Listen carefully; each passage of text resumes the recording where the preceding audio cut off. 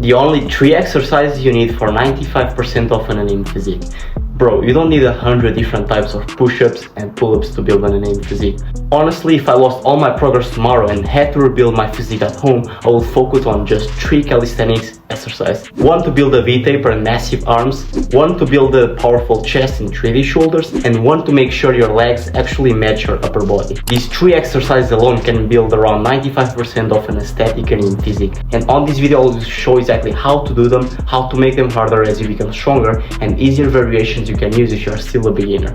Let's start with probably the most important feature of an anemic physique, the V-taper. The first exercise is the chin-up.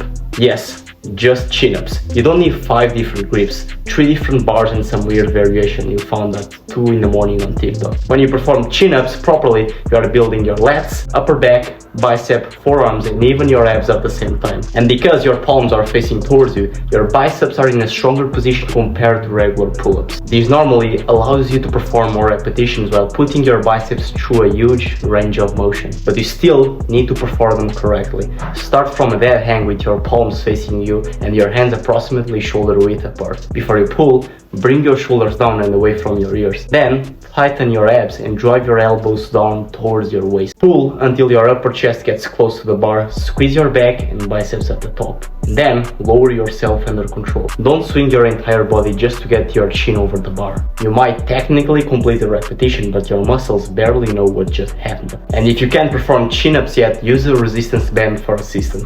If you don't have a band, jump into the top position and perform negatives, taking around 3 to 5 seconds to lower yourself. And once normal chin-ups become easy, you can add weight using a backpack. But one of my personal favorite progressions is the L-sit chin-up. The reason why I love this variation is because it doesn't only destroy your back and biceps. Your abs and hip flexors also are working hard throughout the entire set. Basically, you start in a dead hang, lift your legs until they are roughly parallel to the floor, hold the L-sit position and perform your chin-ups without letting your legs drop. It makes the movement much harder, forces you to control your body, and gives you that combination of muscle and calisthenic strength that we are actually looking for. And if that full L-sit is too difficult, bend your knees and begin with tuck chin-ups. As your core becomes stronger, slowly extend your legs until you can hold a complete position. Now, a wide back is great, but if you turn sideways and suddenly disappear, we still have a problem. That's where exercise number 2 comes in, deep decline push-ups. This exercise builds your chest, shoulders and triceps using nothing more than your body weight and a few objects you already have at your house. By elevating your feet, you place more of your body weight over your upper body. That makes the exercise harder and puts more emphasis on your upper chest and shoulders, helping you create that thicker, armored appearance you see on characters like Toji and Baki. But the most important part is the depth. Put your feet on a chair, sofa or bed, then elevate your hands using parallel books or 2 stable objects. Keep your abs and glutes tight so your body stays in one straight line. And from there, lower yourself slowly and allow your chest to travel below your hands. You should feel a deep stretch through your chest at the bottom. Then push back up explosively until your arms are extended. Then, don't perform tiny half reps and then tell everyone you did 50 push-ups in a row. Please, don't do that. 10 deep controlled repetitions will do far more for your physique than 30 repetitions where you barely move. And if you can't perform this variation yet, start with normal push-ups. And once you can do around 15 clean reps, elevate your hands and begin doing flat deficit push-ups. Then elevate your feet and progress towards the complete decline deficit variation. When that becomes easy, simply add weight inside the backpack. Now we have built the back, biceps, chest, shoulders and triceps.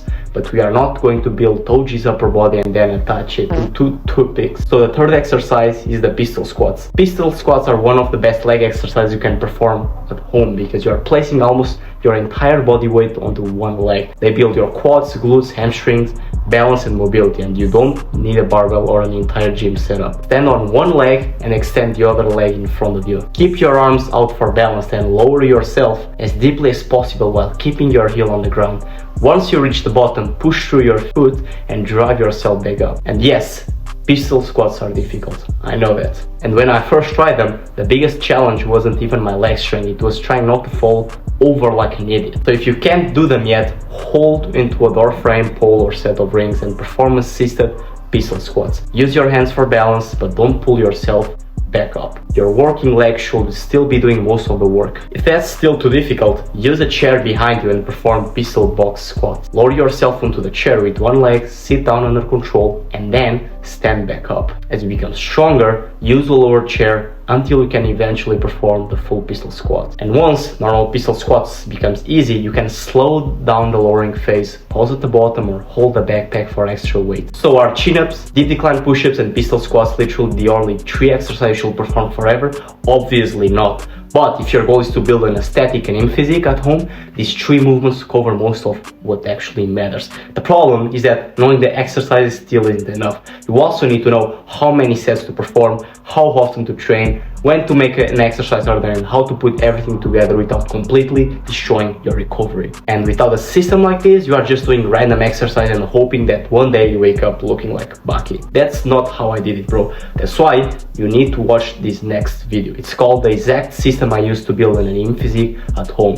No gym required. In that video, I break down the exact system I used to go from skinny to building my current physique with calisthenics. So click the video appearing on your screen right now and I'll show you exactly how you can use this exercise to start building your anime physique before summer.